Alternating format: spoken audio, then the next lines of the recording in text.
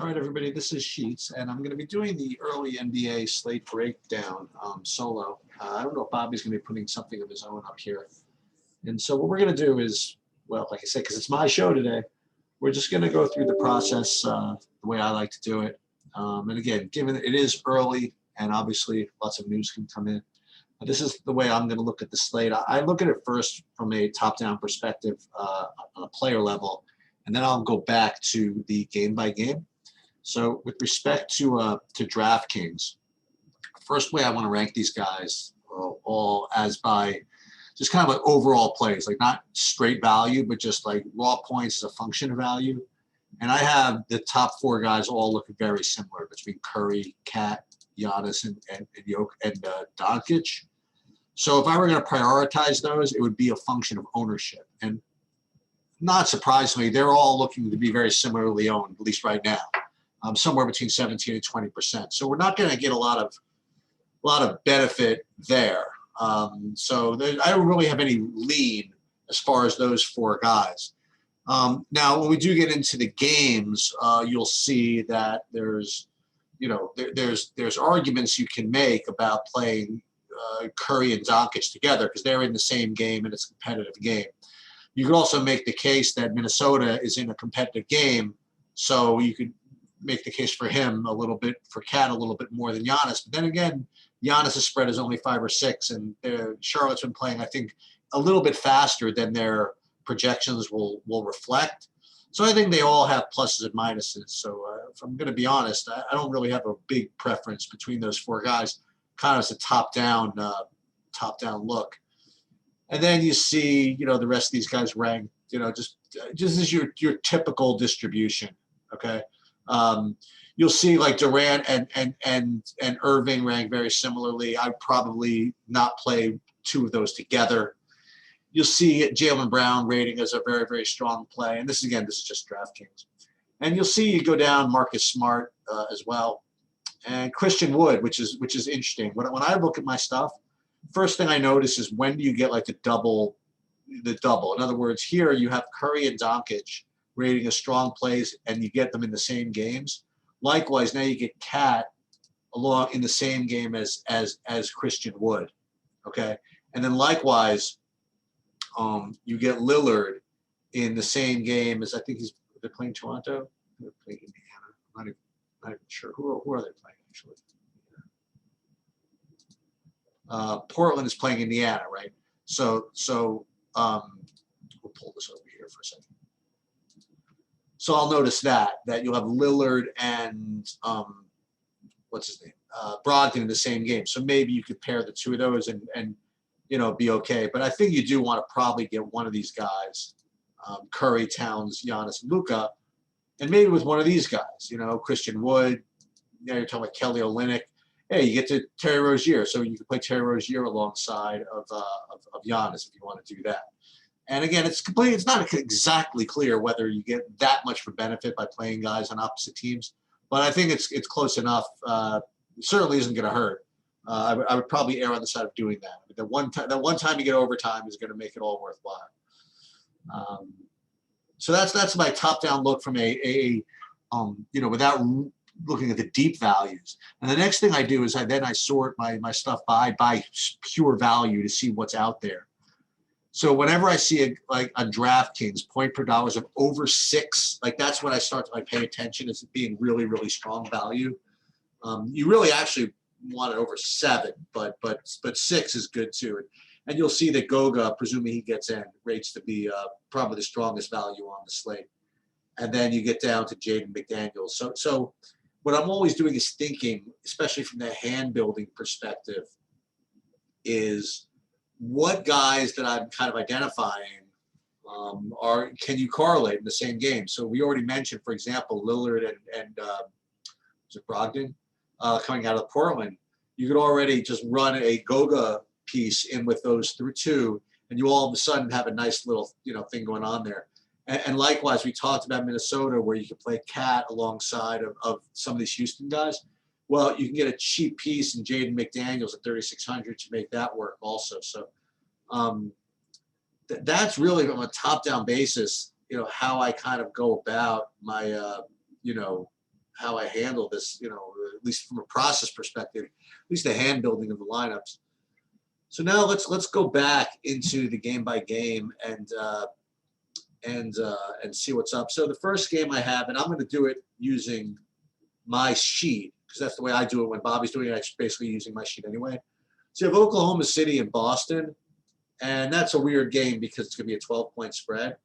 So the first I look at is which guys kind of rate like to the 140 to 150 or above over here. And you see, as you might imagine, with Tatum out, all the Boston guys are going to look good, and they're all going to be owned. So I guess all these guys are fine. You know, Jaylen Brown, Marcus Smart, Robert Williams. We'll get to Fanduel in a minute. So I guess all these guys are okay, but I mean, nothing's going to be particularly earth-shattering. I mean, you're not going to get over the field by playing these guys. I'm not saying you're not going to get over the field. I'm saying the field is going to be on these guys too.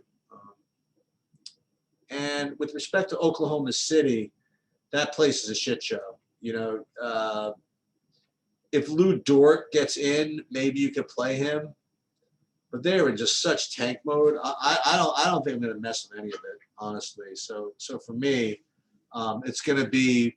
So here's the problem, right? So you have these Boston guys that are emerging as good values, but you know these games can be over really quickly. So you might not get that fourth quarter run. So I'm probably going to be inclined to fade this whole game. I feel as though there are more competitive spots than this game. So why take a high-owned Boston guy that might only get three quarters when you could play a similar guy in games that rate to be close? So you know, a little more upside that way. That's at least the way I look at it. Milwaukee, Charlotte. We touched on these a little bit before, but just take a look and see how this looks on a game-by-game basis. So what I will notice is that on the Milwaukee side, it is only the Giannis that's going to kind of stand out for me. You could make the argument that, you know, at really, really low ownership, you could try Drew Holiday. Again, for that price, 7,800, I prefer to have like value rankings about 150. But this is fine. I don't think I'm going to do it, but I think that they're certainly viable. And Giannis, we mentioned he was the only one. And then on the Charlotte side, as I alluded to earlier, Terry Rozier rates to be a strong play over there. Is there any big value here?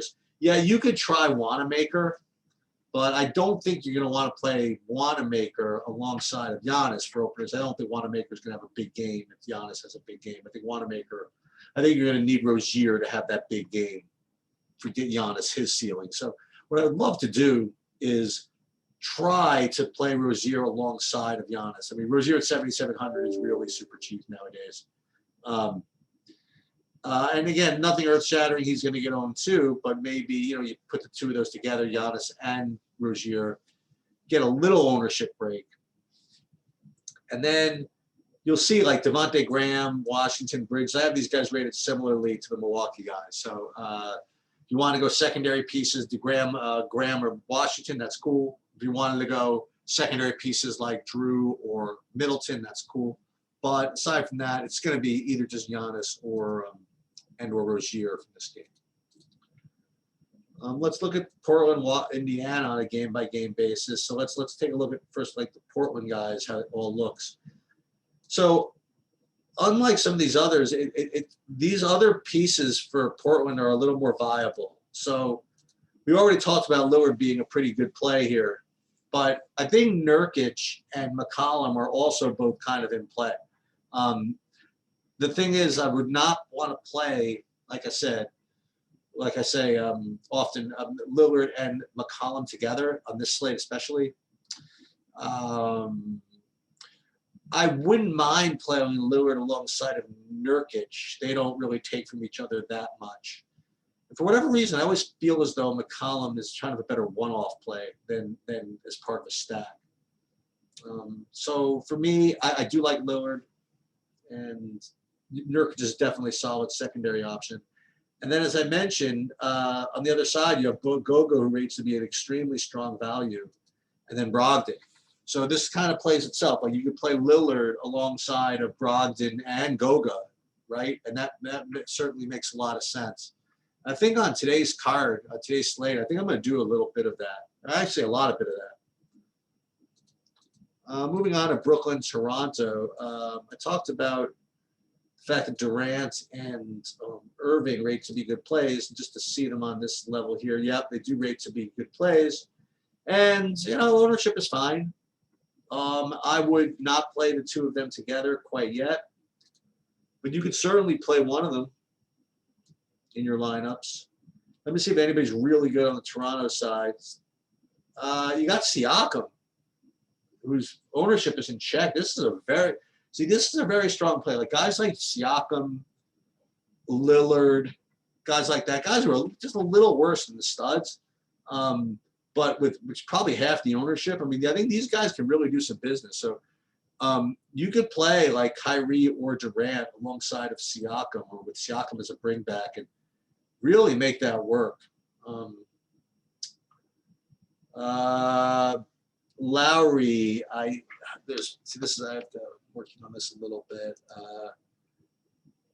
Lowry, once I tweak his projection a little bit on one of the places, he looks to be a little bit better, but not as good as Siakam. So Siakam. So that's what I would do. I'd play some Kyrie alongside of Siakam or some Durant alongside of Siakam. And it seems to be the theme of tonight is to make sure that you correlate. And I haven't had a slate like that in a while, I have to say. Okay, moving on to Minnesota, Houston then. I kind of alluded to this earlier. This could be the big key stack of the day, because you have guys that rate well both on a point per dollar basis and on a regular value basis. You got Wood, you got Olynyk, and then I'm pretty sure Kevin Porter Jr. is going to rate to be a good secondary option. As someone with the ball in his hands, I think that's really, really strong. So you play all three of those, maybe not all three, but you play two of those guys, and then you run that with the Minnesota guys we talked about, which were who? Let's see how that looks. Yep, you got McDaniels, good solid value, and then you have D'Angelo Russell and Towns. I think it's a very strong stack. And you look at Edwards. Edwards I regard as similar to guys we mentioned earlier, like Middleton, Drew Holiday, guys that are not their number one option on their team, but are going to get much lower ownership. It's fine, but again, I would prefer to just play Cat or D'Lo. Oh, and McDaniels, he just continues to keep getting minutes at 3,500, 3,600. He's very strong. And then you get to the great, a really good game, Dallas and Golden State. Let's just see if anything stands out on a game-by-game view. Nah, I mean, it's just Luka for me. Let me just update a Kristaps thing.